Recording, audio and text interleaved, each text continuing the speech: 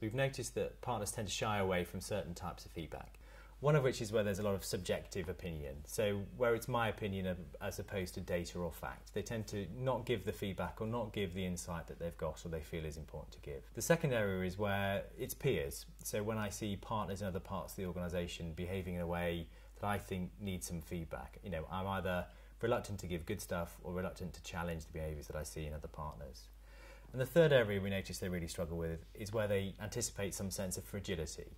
So where they feel that somebody's not going to meet the feedback well, or they're actually going to crumble a little bit as a result of the feedback that they get. To help do it better, I think a lot of it is just remembering to do the basics that you do already really well and to continue to do them. So a lot of the stuff about being specific that you know about client work, when you give good technical advice, stays the same. So find whatever feedback model you use works pretty much well. So the only additional things to say is something around courage, and there's two forms of courage we like to talk about. For some partners, that's about having the courage to name the issue. Some people find it very difficult to be direct and sort of say this is what the feedback is, this is the issue that I see you doing or us seeing in this organisation. So they need the courage just to name that for themselves and put it into words. The other sort of courage we often talk about is some people are very good at naming the issue but not very good at having the courage to step into the relationship with their partners.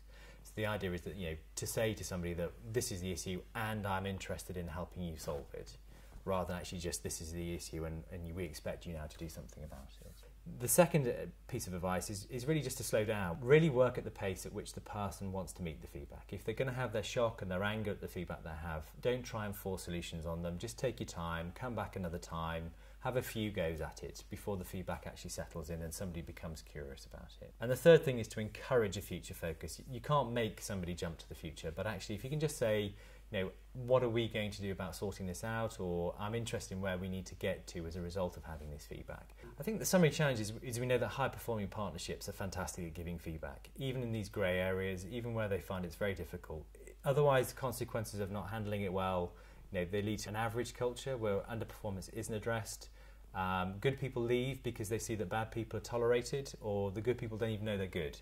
So there's a number of consequences of not having a good feedback culture, and it's really in the discipline of having the courage and the bravery to give these key messages that we find differentiates partnerships.